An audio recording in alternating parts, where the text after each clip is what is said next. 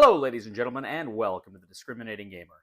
I'm excited to say that my friends and I are going to start a tribute band called Paper. We cover rock. Ladies and gentlemen, today we're going to go ahead and take a look at Reavers of Midgard, the card game from Gray Fox Games.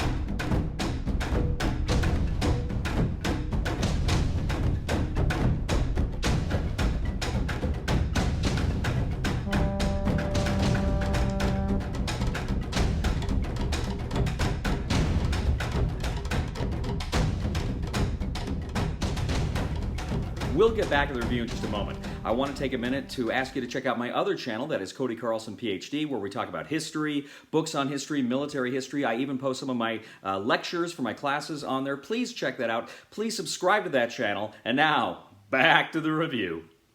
In Reavers of Midgard, the card game from Gray Fox Games, 2 to 6 players take on the roles of Vikings as they attempt to gain the most glory through their glorious exploits. Now, depending on player count, you're going to set out a number of location cards. Now, these location cards will also match a small deck of kind of location deck that each player will have that matches each one of those cards that's out in front of them. Then, on each of those locations, you will put out location action cards that kind of say exactly what actions you can take while at those locations. There's two-sided. You will start with the A side for all of them. You will also have the Roskilde space, and on that you will put a special card that has multiple actions that you can take, which also has 2 sides, and you start with the A side. Now, the game has 12 supply cards. You remove 2 of them, you shuffle 10 of them, and you prepare them by the play area. You're going to shuffle the Spoils deck. You're going to put that in the play area. And you're going to shuffle the Reavers deck. That, too, will be in the play area. With the Reavers deck, you're going to put out 4 cards, creating a market. As I say, each player will take their location deck. They will have kind of a scoring marker, and they will have their also a longboat wooden piece in their color. The player that's most recently been on a boat gets the first player's sword. There's a number of tokens as well. There's farms, there's walls, there's towers. You also have gold in 1 and 5 increments. There will also be 1 die in this game. Now, at the beginning of each round, you flip over one of the supply cards, and the supply cards is going to tell you exactly which location cards are going to get different items. For instance, if the location card has printed on it a tower, then all the towers, they'll spawn new towers, every card that has a tower. Every card that has the spoils card on it, they will get a spoils card. Everyone that gets a certain amount of gold will get a certain amount of gold. So you go ahead and you place that out. But it also may tell you to flip the location cards, the action cards over to the B side, or the Roskilde card over to its B side as well, thus changing the actions at the various locations. Now, simultaneously, players are going to reveal a destination card, essentially a location card. Then they're going to go ahead and put their longboats there. Now, for most locations, if you are the only ship there, you can go ahead then and claim all of the bounty, all of the things that are there, and put those behind your player screen. Now, if there's more than 1 longboat at a location, you get a number of terror tokens at that location. You essentially have to negotiate for all the stuff that's there. You have to come to an agreement on who is going to take what. As I say, there can be gold, there can be tokens, there can be the spoils cards there. So you're going through negotiating for all of these things. Now, in addition to all the good things they're negotiating for, they're also negotiating for who has to take that terror token. Now, if they cannot come to an agreement, then what's going to happen is the terror token that's on the space will be removed, and each player there will receive only a terror token. Now, if you go to the Roskilde space, there's a series of actions that you can do. Ways to get cards and to take other actions. You can buy the cards from the market, and different ways to get tokens or whatnot. The various actions involve things like that: getting cards, selling tokens, gaining gold. So there's all sorts of different things that are going on with these different action spaces that you can use to kind of maximize whatever strategy you're attempting to fulfill. Now, the spoils cards give you unique ways to score. Essentially, it's set collection. You're trying to get various sets of those specific kinds of cards. And if you get those specific sets, then you are able to score much higher. The more cards you get, usually the higher you're able to score. If you get more than that card, you can start a new set. But that's going to be a key way into scoring those cards. Now, if you get a weapons card, it's got the crossed axes on it, you have to roll the terror die. Now, if you roll this die, a lot of blank sides there. Some sides mean you get a terror token, and some sides will allow you to draw a new card. If you draw a new card with weapons on it, you roll the die again. Now, also, too, you have the Reavers cards, and you have the various Reaver cards. Again, you're looking kind of for a set collection.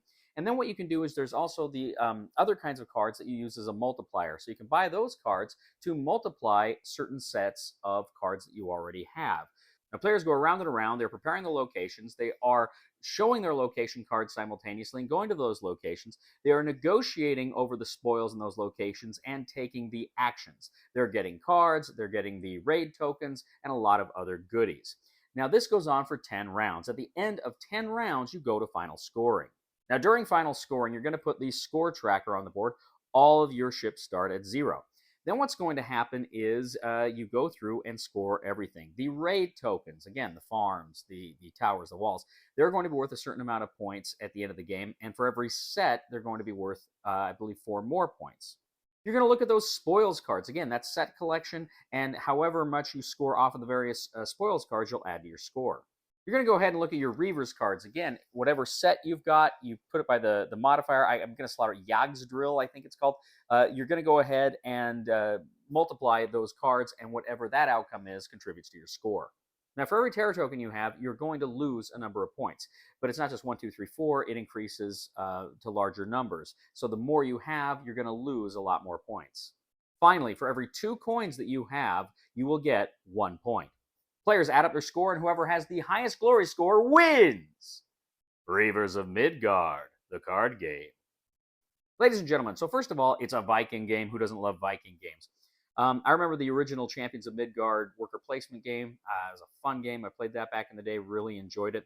I like Viking games. I think it's kind of a fun era and a fun game to play around in. It's a history that, of course, I know the basics of. I'd like to learn more about it, but it's not something I'm well versed in like other areas of history. But I enjoy learning about it. I think it's a lot of fun.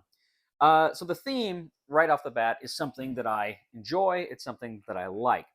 So Gray Fox Games went ahead. They sent me this copy, and originally Ray and I were thinking, well, let's just play this 2-player. We'll knock it out. And the more we were reading the rules, we're thinking, this looks like it'd play better at a higher player count. So we waited for a night when we had 4 of us. And we went ahead and we played the game. Immediately, it's a pretty easy game to grok. It's not a hard game to learn really at all. I think there's 1 or 2 little things we stumbled on briefly, but generally speaking, it is not a hard game to learn. Now, as we're going through the game, as we're going through the motions, I will say I did find every round when you had to flip the cards and add stuff, that felt a little tedious to me sometimes. It wasn't too bad because it's only 10 rounds and it moves pretty quickly, but it was a little tedious for me. That's pretty much my only complaint. Other than that, I really enjoyed this game. I thought it was, again, very fast-paced, fast-moving, easy to learn, and it was fun to see the different ways you can kind of chase victory and score. Like I say, some of the actions you can do is you can trade in certain kind of tokens for gold, and then you can use that gold to, maybe buy cards or do other things like that. There's ways to get rid of the terror tokens or gain terror tokens in exchange for other goodies. So there's a lot of paths to victory here, and that's something I really appreciated. But basically it's a fun game, great theme, and easy to learn. So I really enjoyed it. Everybody who played it had fun with it. This was a hit with everybody that played it that night. Really have enjoyed it. So on the Cody scale of 1 to 10, I'm going to go ahead and rate Reavers of Midgard, the card game, a 7.5, which for me is, I think, a pretty darn good game. I really, really had a lot of fun with it. Everybody else did, and look forward to playing it again.